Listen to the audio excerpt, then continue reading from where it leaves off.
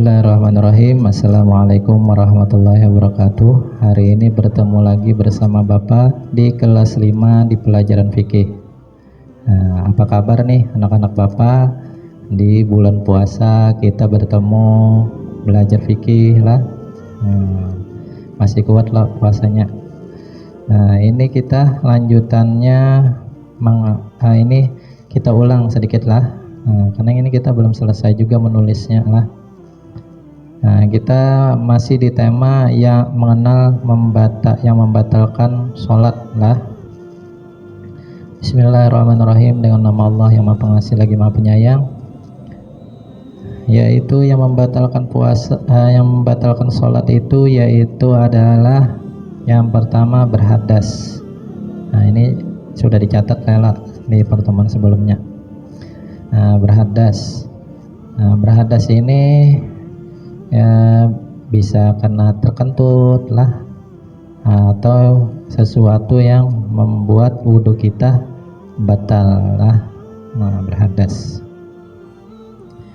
Yang berikutnya yaitu kejatuhan najis. Ini membuat batal juga. Jadi ini kita sudah mengerjakan sholat lalu kejatuhan najis, jika tidak langsung dibuang atau dilepas lah. Misalkan nih tergugur di kopi ya, tai burung misalkan lah, pacul lah kopiahnya, hendak lah. Kalau kada dilepas-lepas, batal sholatnya, karena kita ada membawa najis nantinya lah. Najis ini bisa juga kita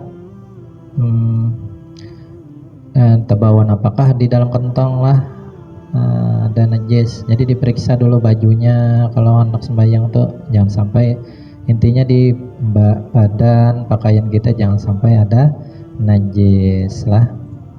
Dan contoh yang lain Bapak sudah sebutkan di kelas lah, jadi ini ada sebagian sudah Bapak contohkan di kelas. Kemudian yaitu terbuka aurat. Nah, waktu sholat ada angin, angin terbuka, tapihnya lah tersingkai. Terbuka aurat. Nah, jika tidak segera ditutup maka batal sholatnya lah. Jadi misalnya terbuka langsung aja tutup beda lah. Jangan pas terbuka dilihat akan aja dingin bahasa lah.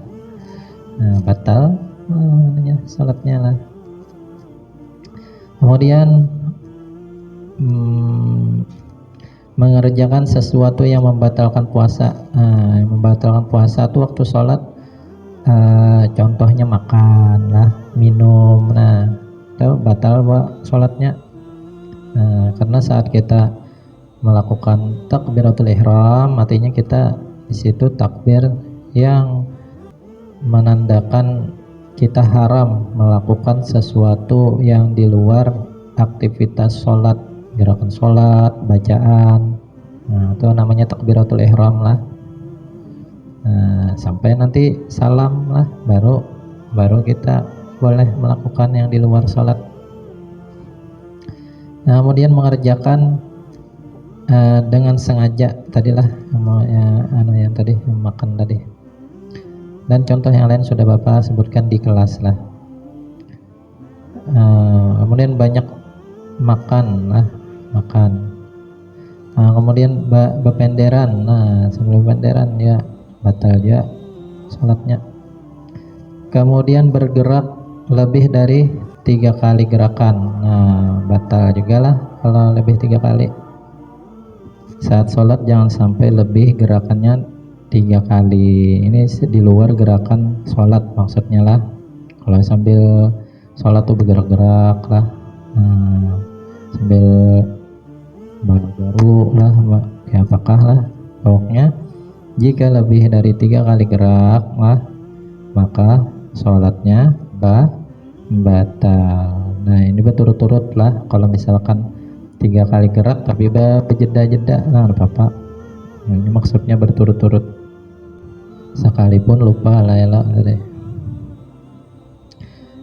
Kemudian memukul dengan keras sambil sholat, kalinya ada kawan doak di anunya, dihantamnya lah, batal lah. Dan melompat-lompat, meluncat-luncat dengan lompatan yang kurang pantas sambil sembahyang, sambil berluncat-luncat, behindik-hindik lah, itu batal juga sholatnya lah. Dan menambah rukun pekerjaan sholat, contohnya ruku misalkan lah, jadi sembahyang nih, waktu sembahyang ruku, bangun pulang elak, kemudian ruku pulang, batal elak, menambah rukun pekerjaan sholat lah. Dan kemudian tertawa dengan keras sambil waktu sembahyang lah, sambil sembahyang aja tertawa hahaha ya, klikikan atau klikikan lah, batal juga anunya sholatnya. Dan merubah niat, jadi di tengah-tengah sembahyang misalkan nih berubah niatnya lah, ini juga maulah batal ya lah. Misalkan sembahyang zuhur contohnya lah, lalu di tengah-tengah sembahyang zuhur merubah hendak batal ya lah, batalnya berubah niatnya, batal hanya sholatnya ya lah. Dan meninggalkan rukun, dari rukun sholat lah, contohnya contohnya membaca Fatihah contohnya lah. Jadi waktu sembahyang nih membaca surah pendek yang lain lah, Fatihah kada dibacanya, ditinggalnya, ini batal juga sembahyangnya lah. Atau syarat dari syarat sholat, ditinggalnya syarat sholat ya lah, batal juga sholatnya. Ini habis lah. Jadi ini kita sudah belajar mengenal yang membatalkan sholat. Kada apa-apa lah Bapak buliki lah di sini supaya anyak jelas lah, kita tahu hal-hal yang membatalkan sholat. Nanti kita lanjutkan di pelajaran mengenal yang makruh dalam sholat.